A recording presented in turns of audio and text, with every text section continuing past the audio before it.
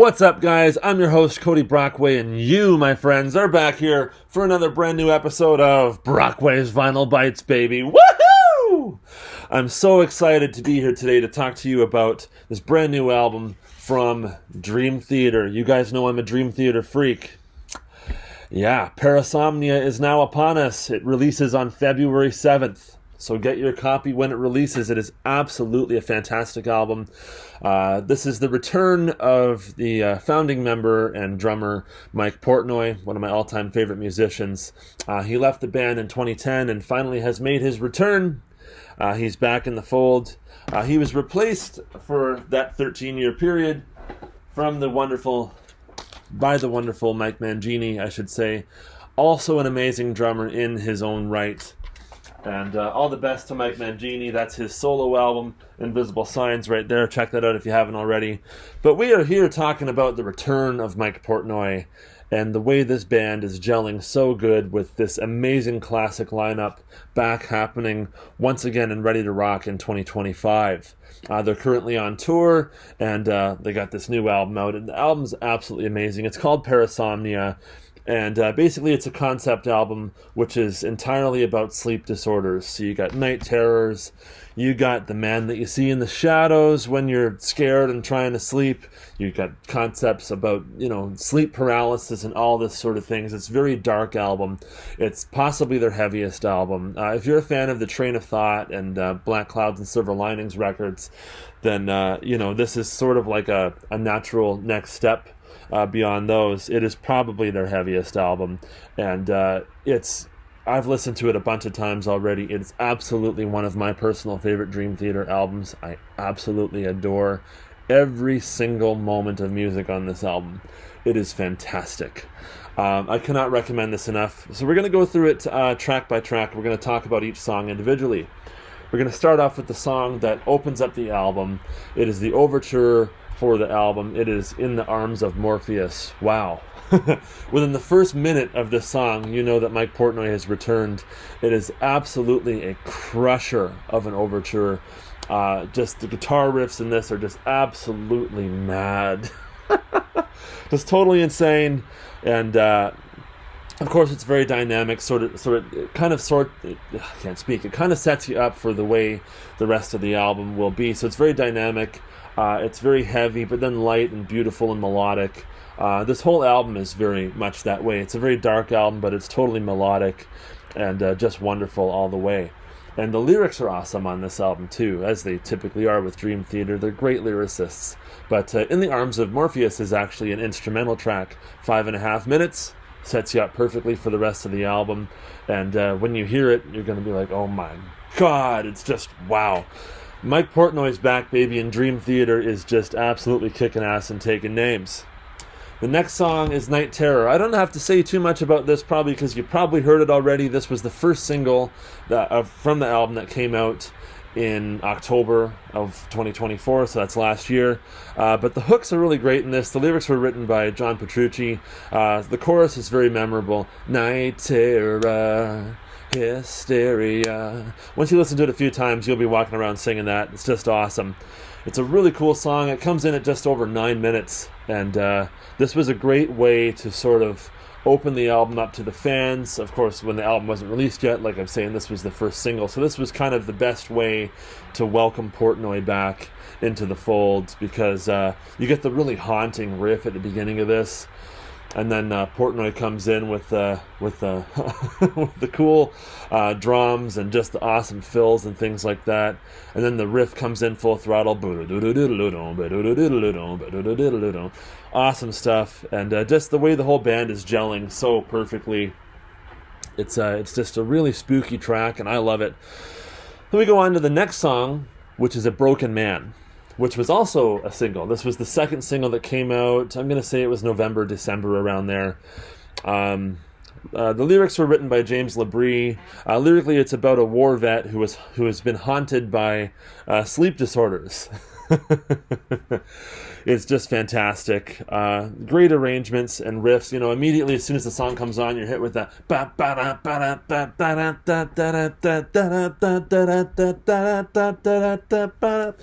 Just totally killer. Odd times just smacking you right in the face. Totally brutally heavy. And just a really atmospheric track, as the majority of this album is. It has a really great flow, and the songs are about, on average about 10 minutes in length, but the whole album being 71 minutes in total, it just flies by so quickly. Yeah, it's just amazing. The next song is called Dead Asleep. The lyrics were penned by the guitarist John Petrucci. It's one of my favorite songs on the album, actually. It's probably one of the darkest songs that this band ever wrote.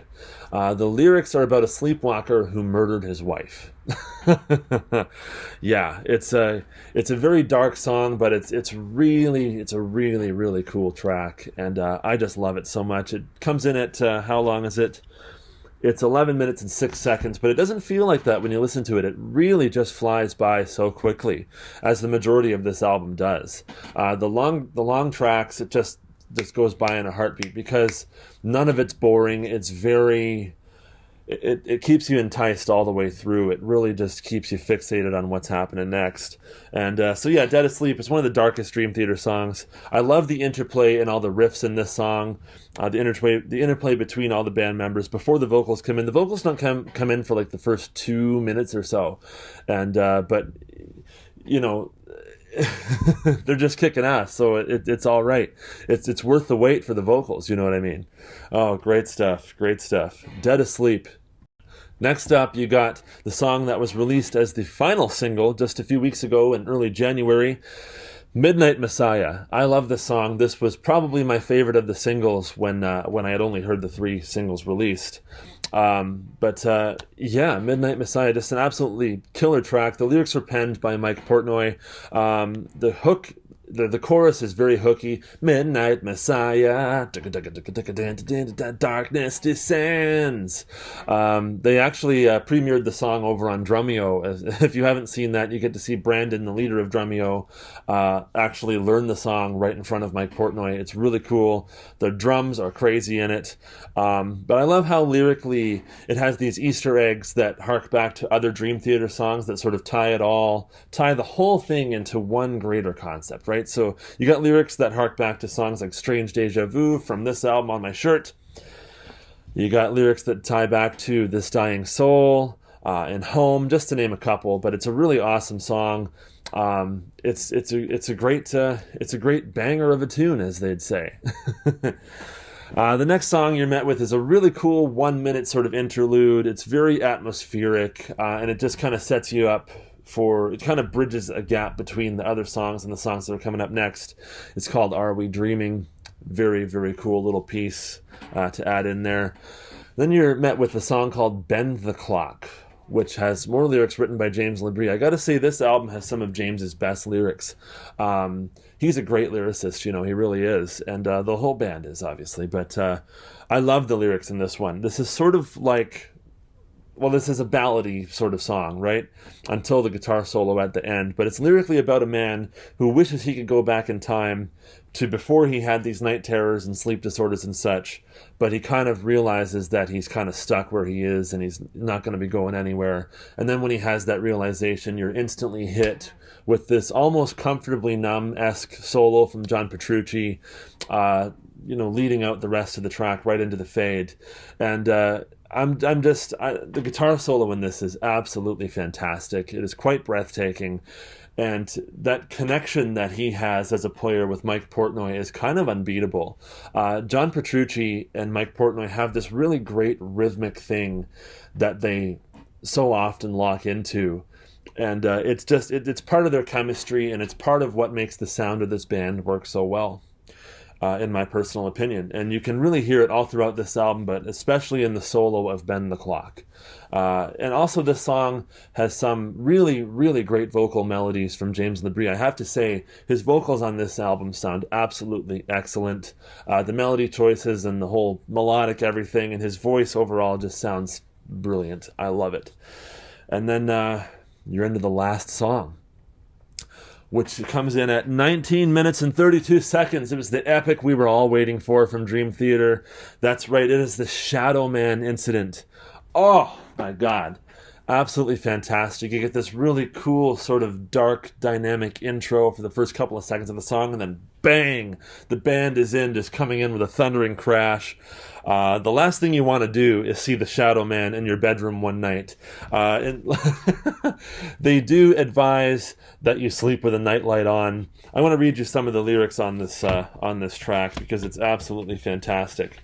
We've all had those times when we were kids where we're in the dark room going to sleep, but then we're kind of scared, but we don't really know what we're scared of, and so we're laying there with the blanket over our head, A frightened child pulls his blanket overhead. His mind runs wild amidst the silence. He can feel his stare, intruder in the room, but no one's there. He could hardly move, frozen like a stone.